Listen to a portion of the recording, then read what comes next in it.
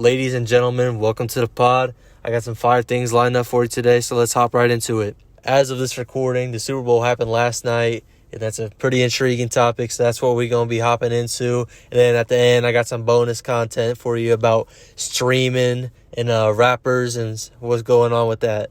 As of this recording, the Super Bowl was last night, which is a huge topic within itself. Hundreds of millions of people watching that, and we're going to get into it, trust me. Before we get into that, let's talk about the halftime show. As y'all know, this year it was Usher. And I'm going to be honest with you, I'm not a big Usher fan. But, I still, going into it, had super, super high expectations. And most people said that he delivered. It was a great halftime show.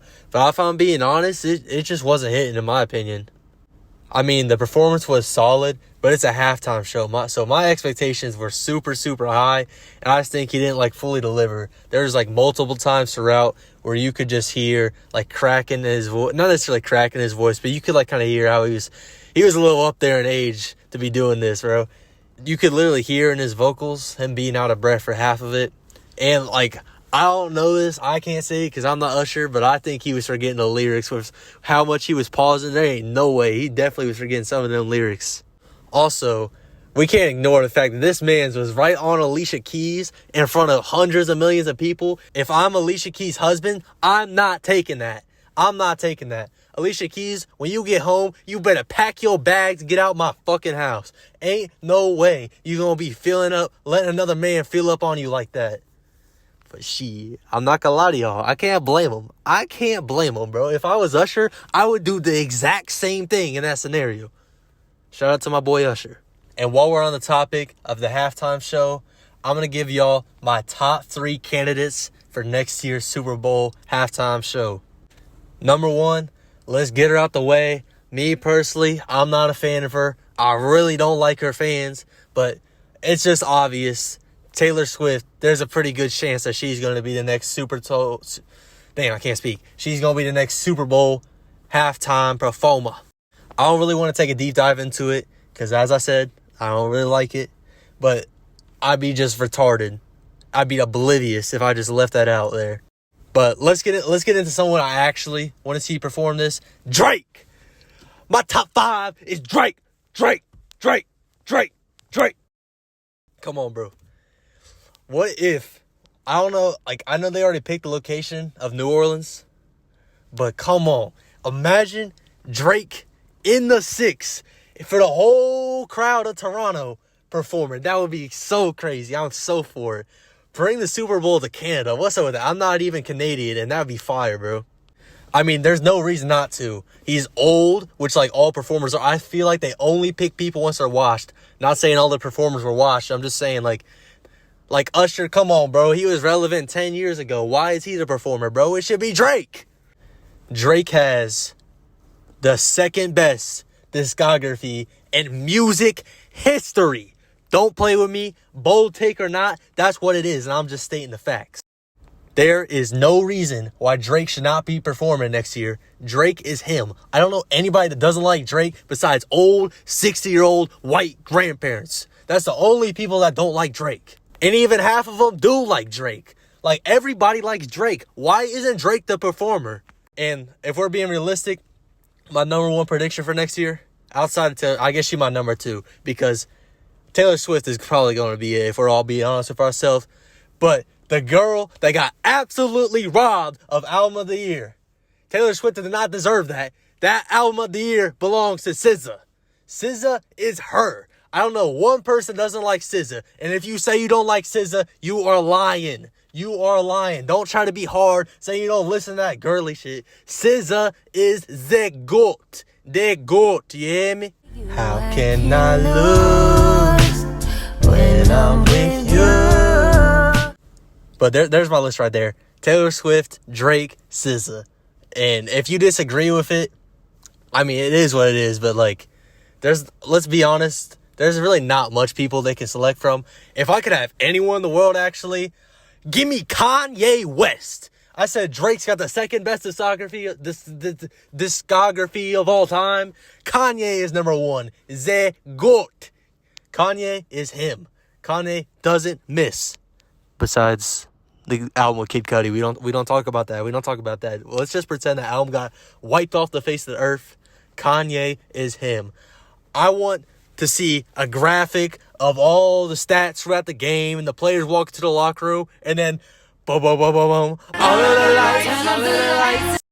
All right, now that we move past that, because let's be honest, I just had to talk about that because what Usher did to Alicia Keys cannot go unnoticed.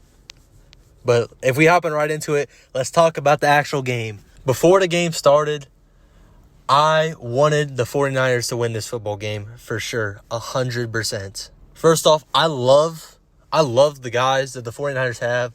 CMC, Debo, Brock Purdy, Fred Warner, Joey Bosa, Chase Young. Like, I don't know how you can't like the people on the 49ers.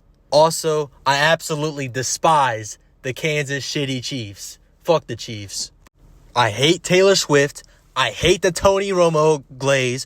I hate Jackson Mahomes. I hate Brittany, whatever her name is, Mahomes.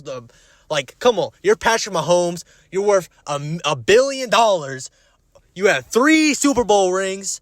You're a former MVP. And you say, I want Brittany. I don't want Brittany. Want who I want? I want Iguodala. Also, if I'm being honest, I like New Heights podcast, the podcast with Travis Kelce and his brother Jason Kelce. No disrespect on Jason Kelce. I just kind of stuttered for the guy's name for a second. One of the best centers of all time, if not the best center of all time.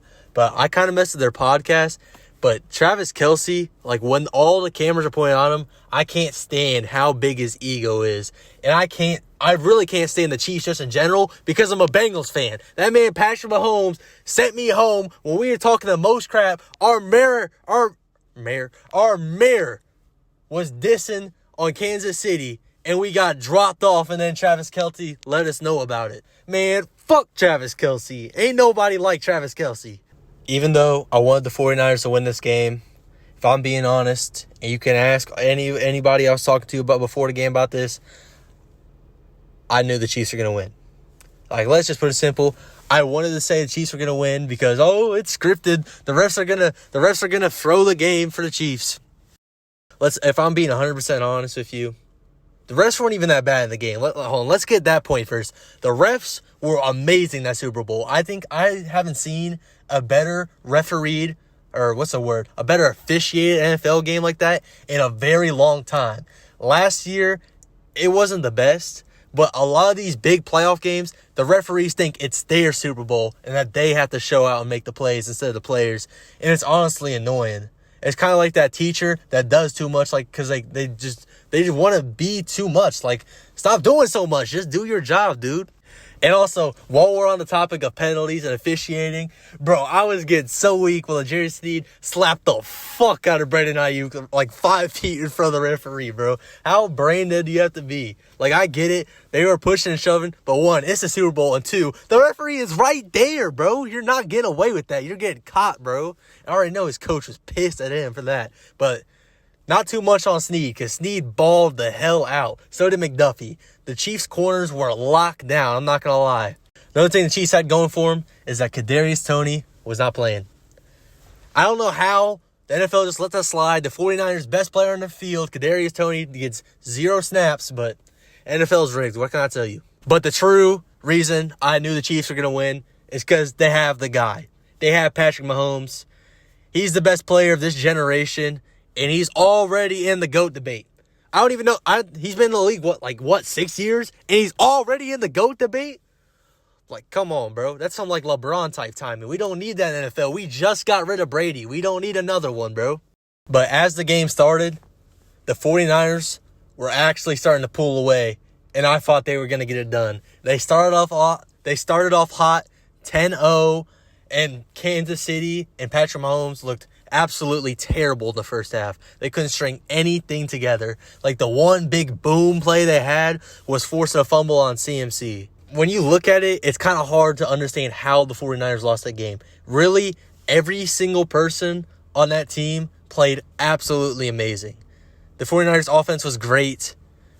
Well, I don't know about great, but they were good. They were good enough to win a Super Bowl, that's for sure. Brock Purdy was poised. He was calm under the pressure. He was able to handle all the lights being shined down on him. And don't even get me started on the defense. Fred Warner was all over the place. I don't know how well it showed up on the stat sheet. He was everywhere. He was manning up. He was disrupting routes. He was pushing blockers into Pacheco to put him down for a loss. And then he was getting hella tackles too. He was all over the place. And then you had the entire D-line, but especially Bosa. Bosa was literally in a QB contain all day. His one job was make sure that Patrick Mahomes couldn't scramble, and he was still getting heavy pressure. I promise you that he would have had at least 3.5 sacks if he wasn't in a QB contain. He balled out. And how can I forget about who would have won? Who was snubbed of the MVP? I'm going to be honest. I low-key forgot his first name, but Jennings balled out, bro. I saw a crazy stat. It was like first player to get a receiving touchdown and a passing touchdown in a Super Bowl since Nick Foles, out of all people. The Nick Foles run was legendary, even though I was rooting against him, because I'm not going to lie, I was definitely rooting for Brady because he was winning the Super Bowls, and I like winning. But Jennings played his heart out, bro. And if we're being honest, the reason the 49ers lost this game was because they beat themselves. They had 2 fumbles. One, I can understand Christian McCaffrey.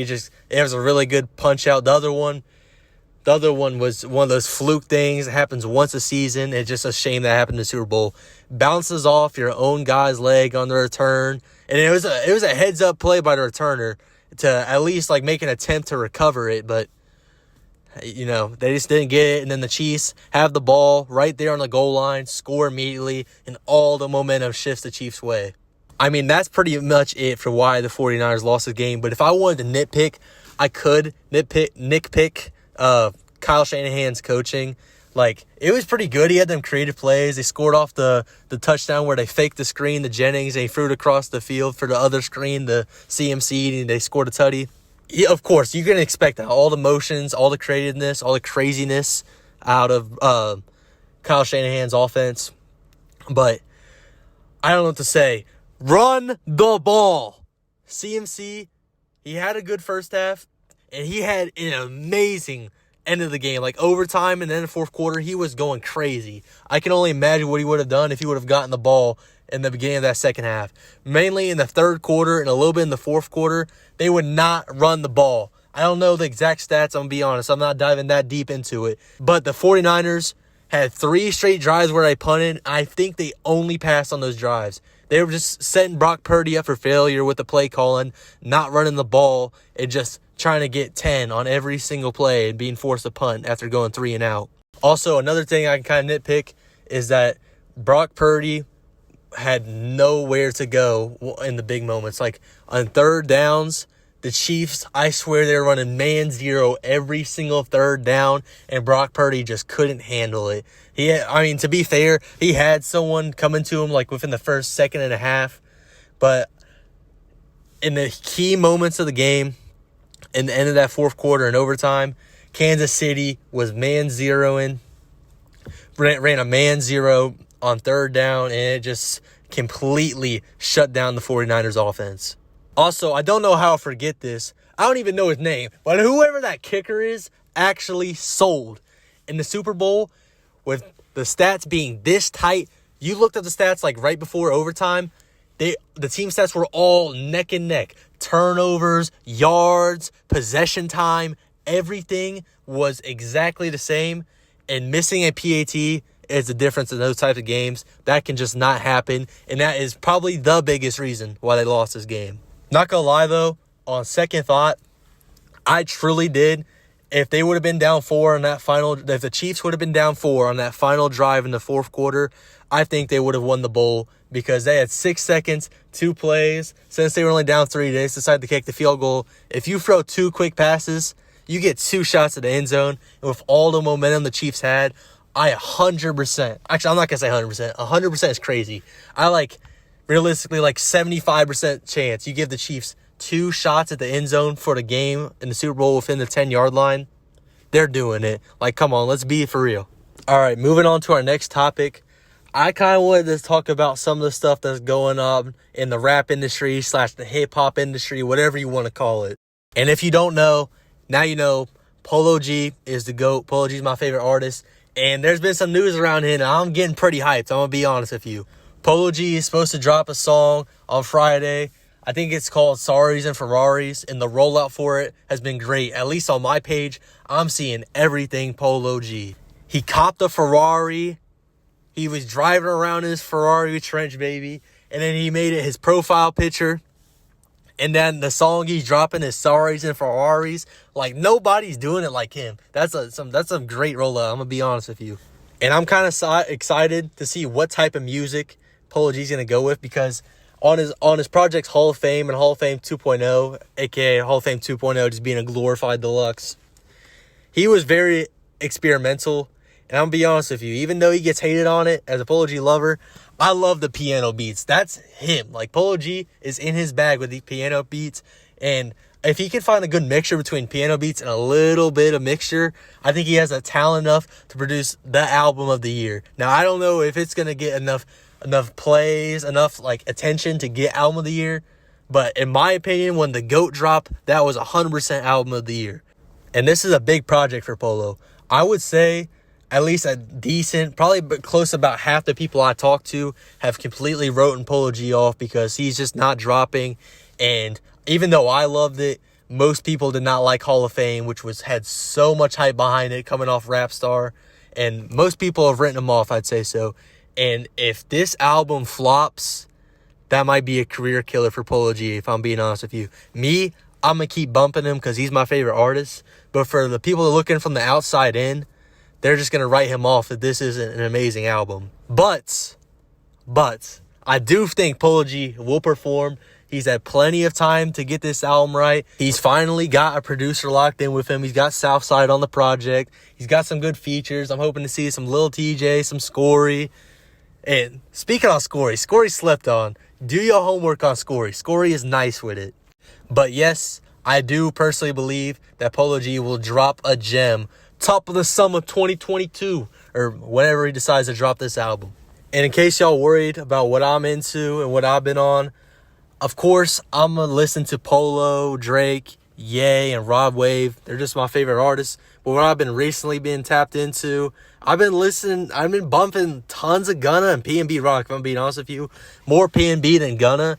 But I low-key forgot how good Pnb Rock was. Like, I'm not even dick riding because he's dead, which is hella fucked up. So many people do that, and I don't know. I mean, I get it. More attention gets brought to them because they're in the news. But it's so messed up how many great artists, not even just rappers, how many great artists don't get to see fame until they're deaf. I forget, there's like, it's not even just rap, because like way back in the day, like it was like Mozart or something, or Beethoven, or one of them wasn't even like famous like that until after their death. I'll look it up and see who it was, but I'll let you know. But it's definitely happened in the past, and it's just something that's going to repeat itself, and it's just a shame. Let's talk about who's been the man of the month so far, the man of the week, the man of the hour, Adin Ross. There's been tons of controversy around his name, so I was going to give you all my input on that. First off, the 21 situation. If you don't know, Adin and 21 Savage were gambling on stream. I think Adin was up like $500K or something on him, and they like lowered it to $250 with cards, and then 21 was scamming them. If you didn't see, 21 had a rigged deck of cards that had like scratches on it, and his homeboy in the background, you can see whenever Adin would look away, he's telling 21 what card to pull. So it was rigged. But then Adin saw the chat. Actually, I think it was Adin's homeboy that saw the chat and let Adin know what was up with it. And Adin confronted 21 Savage about the cards being rigged. And so, yeah, that's what happened. But me personally, I understand what 21 Savage did was bad, but I think it's pretty easy to forgive the guy. I truly don't think that like it was his intentions going in there like, oh yeah, I'm going to scam this little white boy out his money. I think his homeboy put him on. He just saw the opportunity to take it. But I'm not going to lie, most people see Adin Ross as a free lick, so can you really blame him? I mean, it's pretty fucked up, and people's morals are pretty fucked up, but I think 21 Savage just had the wrong influence around him, had the wrong crowd around him, if you know what I'm saying. Also, I believe in second chances. I feel like outside of like serial killers, I feel like most people are just genuine, good-hearted people and like deserve second chances. Like, just imagine if like one of your lowest moments was captured in front of, I don't know how many people are on the stream. Let's just say 100,000 people. Imagine one of your lowest moments was captured in 100,000 people and you're not proud of it. Would you want people to give you a second chance? If it were me, I would want a second chance. So, I mean, I think most people should give 21 a second chance. In the grand scheme of things, it's not a huge deal. Tons of rappers and celebrities have done way worse than just scamming a streamer. So let's give 21 a second chance. Also, Adin made it clear in one of his videos, because I'm not gonna lie, I've been pretty tapped in with Adin recently just because of all the controversy, that 21 apologized, sent him the wire of the money, and 21 Savage has been doing the right thing, not even trying to show it for the camera. He's been doing off camera, apologizing to Adin, actually sending the money. Like, he's been a W man. He's done his job, and I think he deserves a second chance. And I mean, 21 and Adin are already building their relationship back, and I see no problem with it, and I don't think anyone else should. Now, the second situation, the Playboy Carti situation. This situation was crazy. I would be so tight. I'd be so tight if I had family issues going on. I took a plane from Miami, I think he was in Miami, to LA to go meet Playboy Carti, and he made me wait for hours. Like, he pulled up to the house and then left. And so Adin was panicking on stream. Then he came back and put on an absolute masterclass of performance for the stream for about 6 minutes and just walked out with a meal and expected everything was going to go okay. I definitely wasn't expecting this out of Playboy Carti, but I was expecting something to happen because, as you know, Playboy Carti wants to have this, like, mysterious look, like not know what people are doing, and he doesn't do interviews. So I thought the whole thing was kind of like a little skeptical. And if, in my opinion, Playboy Carti's a dickhead, bro. Playboy Carti beat the absolute shit out of his wife. Got a domestic violence or whatever it's called, domestic violence charge on him, or accusation. And people didn't care. People just made his mugshot the profile picture and just went along their day. If we're being honest, no Playboy Carti fans truly really care about Playboy Carti scamming him out his money. This isn't going to affect his career at all. If anything, it's actually going to boost his career with the numbers. And Adin and Playboy Carti already made up, talked off camera, said they're going to have a second stream. And we all know how this is going to go. Adin and Playboy Carti are going to link up again. It's going to be a W stream. Everything's going to go okay. And then Playboy Carti's name is just going to keep rising and rising in popularity. And it's going to be perfect rollout for his new album. And after speaking on Adin Ross for a little bit, I got a bold prediction that Adin Ross is going to be the streamer of the year this year. He really blew up. I'm not going to say he blew up streaming because that's kind of delusional to say. But he, like, blew it up on Kick. And he's done more with IRL content. Because Adin just was a little 2K streamer. And he started to bring rappers on his stuff. And he's been saying that he's going to do some crazy things. And I'm all for it. Like, who's not for that entertainment? And what he's already done is crazy. So I can only imagine what the next level is going to be. And speaking on that, another prediction I got, I think he's going to do some type of collab with Drake. It just makes so much sense. He's so in tune with rappers. I mean, he doesn't have a good rep as of what's been happening the last, like, week and a half, 2 weeks. But in general, he has a pretty good rep with rappers. And Drake did the little stream, Anita McSween. People are going crazy all for it. I don't know if Adin will hop on a Drake stream or Drake will hop on an Adin stream. I don't know. I just have a good feeling that they're going to collab this year and it's going to break the internet. Also, and just one final note before we, tune it out, cut this thing out. I think it would be an amazing promotion for Polo G to hop on Adin's stream. They've done it in the past. Polo and Adin are genuine with each other, or at least that's what it seems with their relationship. And I think it would just be great rollout for Polo's new album if he went on Adin Ross's stream. I think it just makes so much sense. And that's going to do it for the episode. I appreciate y'all greatly for tuning in and sticking with me throughout the whole thing. If you listen to this whole thing, you're a real one. And I'll see y'all in the next one.